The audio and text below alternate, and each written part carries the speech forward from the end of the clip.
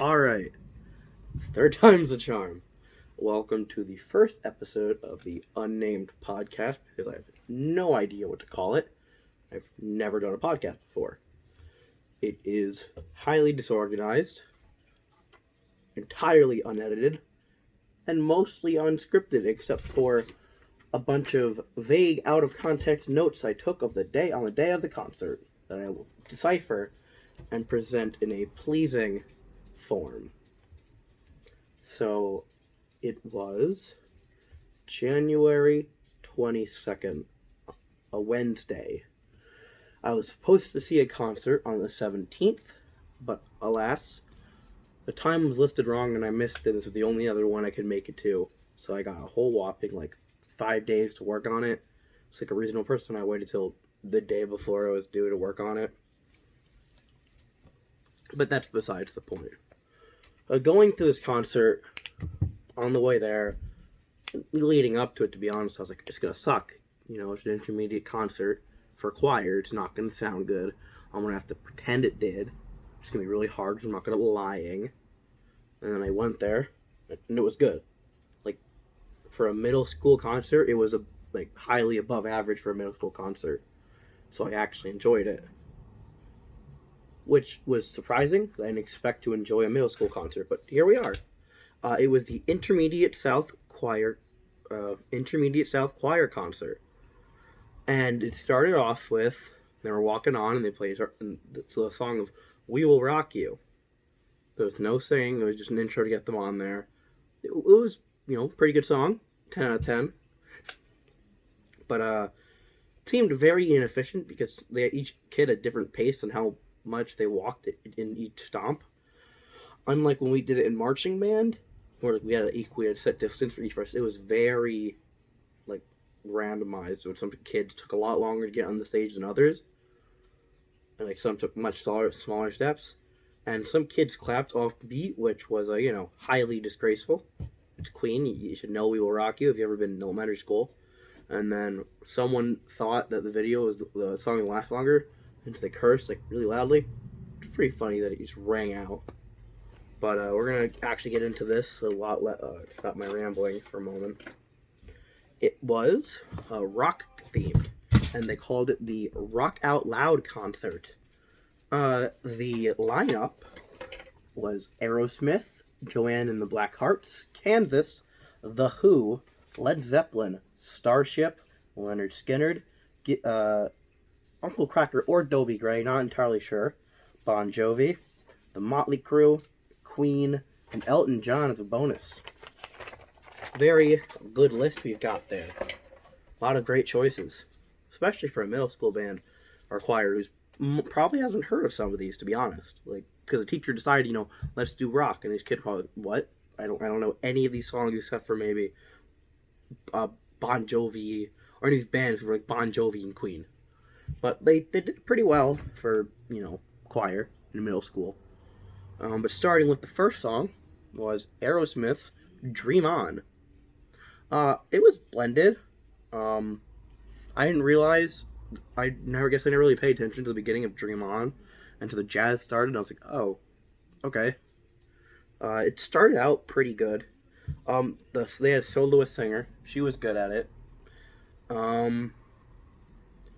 She had a medium range. When she was going from a low to a high pitch, it sounded kind of weird. But had really good dynamics. Through most of the songs, had pretty consistent dynamic control, which was interesting. But the chorus part, where the rest of them would sing, I guess in the verses you want to say or something like that, they were a little weak.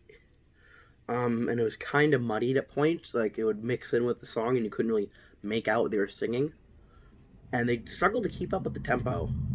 But overall, it was pretty good. They were great at holding pitches and changing pitches. I wouldn't really complain about that. I don't really have a formal ranking for any of these, but I'd say Aerosmith Dream On was, I think, it was a good one. It was overall pretty good. The next song was I Love Rock and Roll by Joanne and the Blackhearts.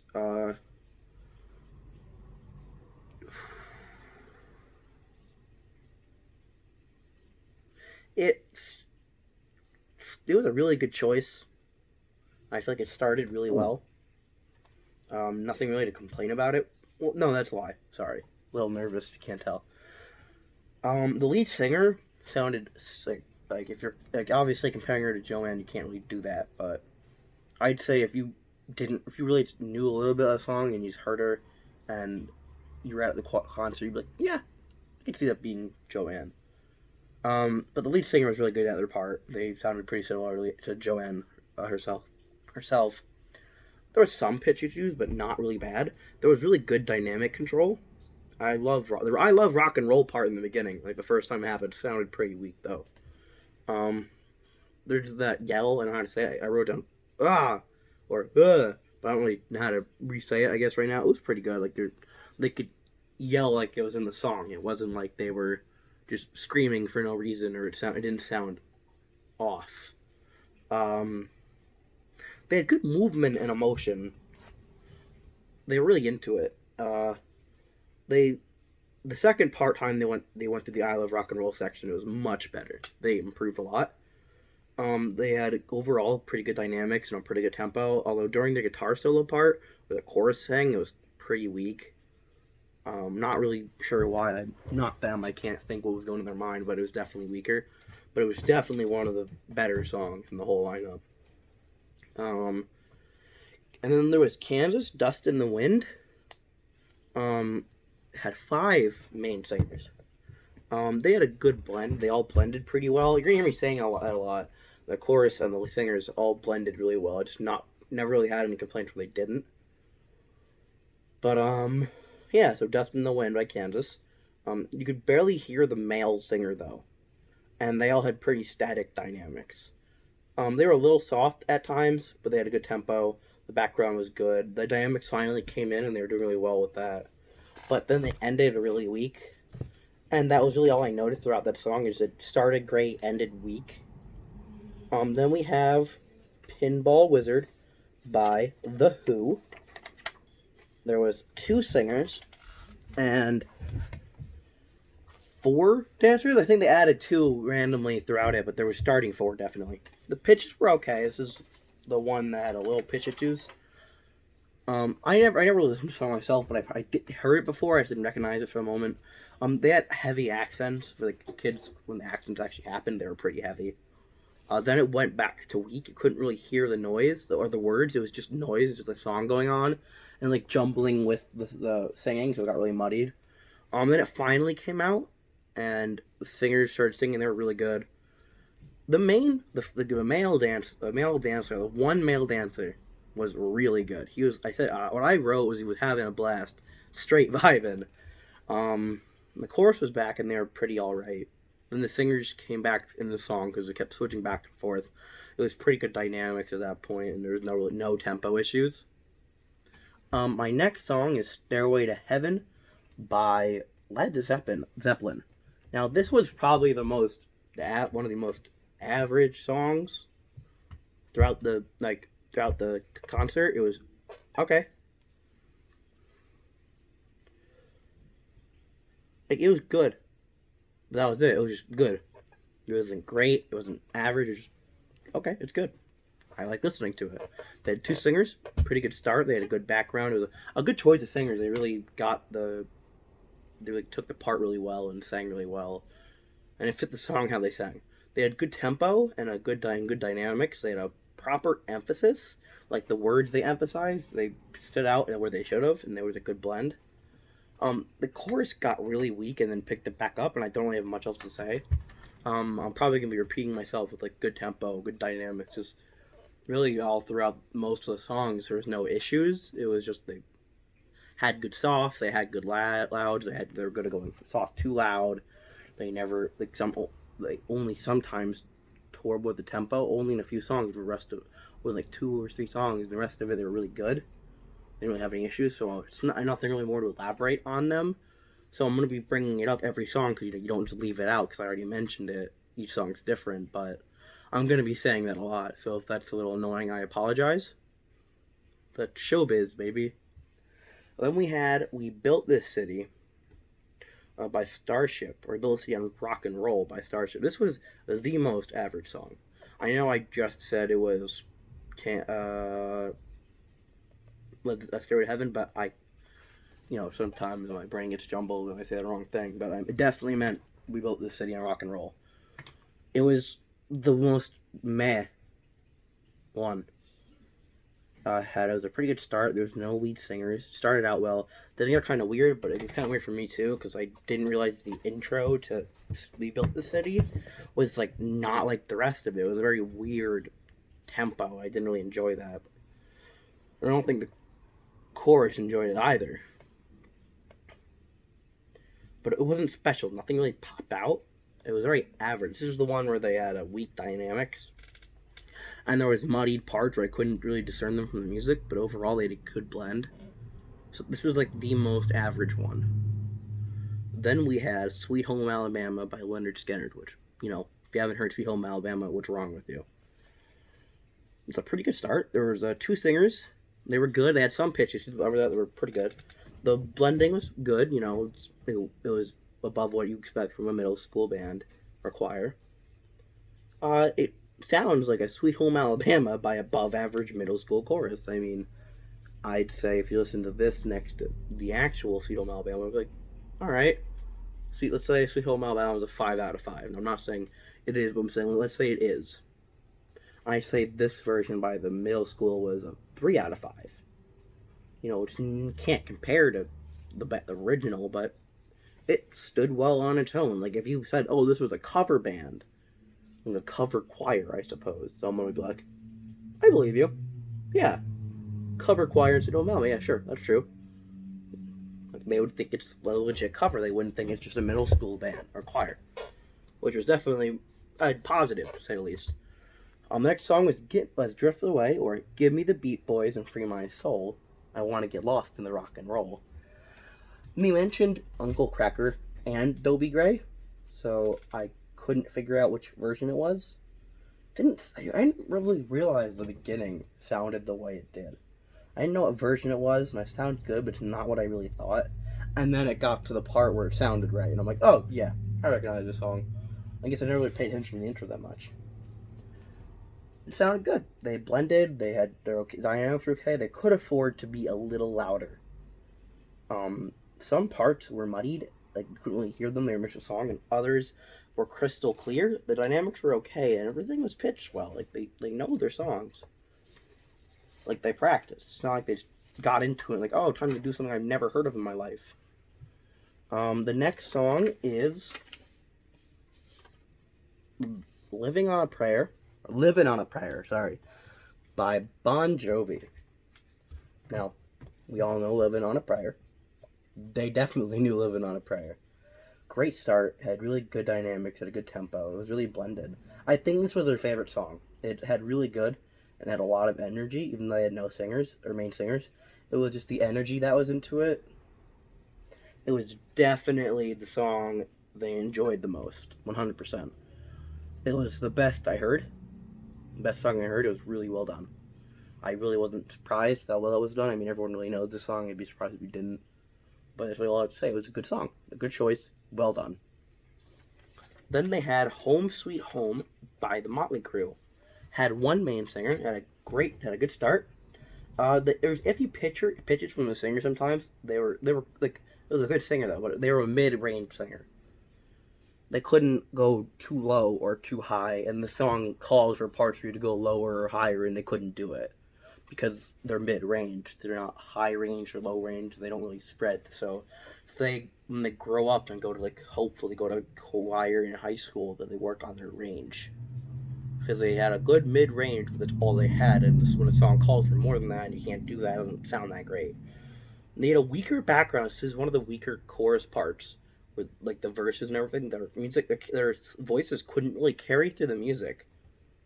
But had a good tempo. They blended, but they didn't really seem into it. They had movement, but it was like they were like very like not energetic. Like they didn't like the song. Then we had Queen. We had "We Are the Champions," the final song before the bonus song, because everyone knows when you go to a choir concert or a band, they keep our middle school band or choir concert. They have one extra piece, and then everyone says encore, and then you pull out that piece and you play it. I know the drill. They had a great start. You know, it's Queen. Can't really mess it up.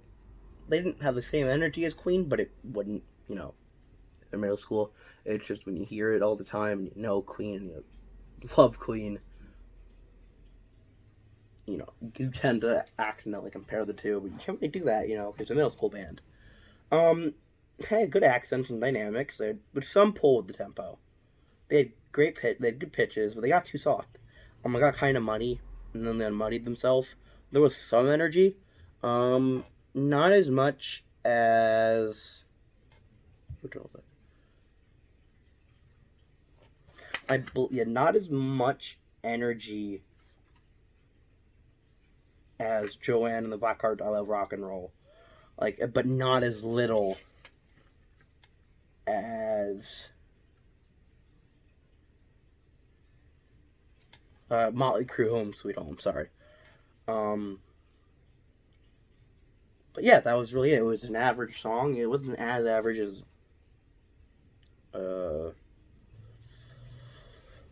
Led Zeppelin, but it was, or not Led Zeppelin, sorry. We Built the City. The last bonus song was I'm Still Standing by Elton John. Now, to be perfectly honest, I have never heard the song before. When I looked it up to figure out what the song was, so I knew what to call it, I got the Sing version from the movie Sing. And then I told my dad about it. He's like, oh, yeah, Elton John. And I was like, yeah, sure, definitely knew that. I didn't. I wrote down the lyrics for the most part, because I didn't know what it was, at all. And it was really hard to make out what they were saying. Not because it muddied with the song, because I didn't know the lyrics, so it was hard to keep along when I couldn't necessarily make out what they were saying, which might sound weird. But personally, if I don't know the lyrics of the song when I'm hearing it, I'm not going to be able to always make out the lyrics are. But once I see the lyrics in front of me, I can hear them clearly. That's just not me a thing. So it was it was harder to critique because I couldn't really make out the words. But that wasn't to say that they weren't clear, because they were. It was like gibberish because I didn't know the song. It had a lot of energy, but I couldn't tell what it was. It didn't really pop out to me. It was very good, though, when I finally figured out what it was and looked at the lyrics, and then finally it was all coming to me. It was a good song and lots of energy. It had good tempo and good dynamics, a good blend. It had 3 lead singers, and they all did really well. But yeah, once I looked up the song and was reading the lyrics alongside them singing, it was like, yeah, all right, this song's good. You know, I enjoy this song. I enjoy how they're doing it. Overall, some of the songs lacked energy and compassion. Like, there was obvious which songs they didn't like that much. Home Sweet Home by the Motley Crue. Starship, Led Zeppelin. Dust in the Wind. No, sorry, just Motley Crue Home Sweet Home. Starship, Built the City, and Led Zeppelin, Stairway to Heaven. They definitely didn't like those songs, but they had really good songs. They've had a good retinue of songs, and they were really into the other songs. And you could tell, obviously, which songs they were into, which songs they weren't. Which happens with our band as well. It's not a new thing. It's not unprecedented. We've had songs, I know, in the past few years, especially Christmas ones, that we hated, and it didn't show. And it showed that we hated them. It wasn't as great as the other ones, and ones that we loved a lot, and we put so much energy to, and you could tell. But I expect that from a middle school band, and if we don't have enough discipline to not do that, they're definitely not going to have enough discipline to not do that. But this was the first episode of my unedited, mostly unscripted, unnamed, for now, podcast. If I was to do this again, I would have taken not better notes, but I would educate myself more on music theory, because I'm not deep into music theory and stuff like that, so a lot of times I feel like I was saying the same thing. And yes, I'm critiquing myself at the end of this episode. It's going to be a thing I do if I ever continue this again. But I feel like I would learn myself more on the subject so I could properly critique it better. But, yeah. That's all I have to say. I'll probably make an episode 2 because it was actually a lot of fun. But this is the end of the podcast. Really glad I got this done. I was kind of worried it was going to not go well and I was going to hate it, and I didn't. I enjoyed this. So I don't have any cool outro. I'll figure that one out for next episode. And I'll hopefully see anyone that sees this again. But,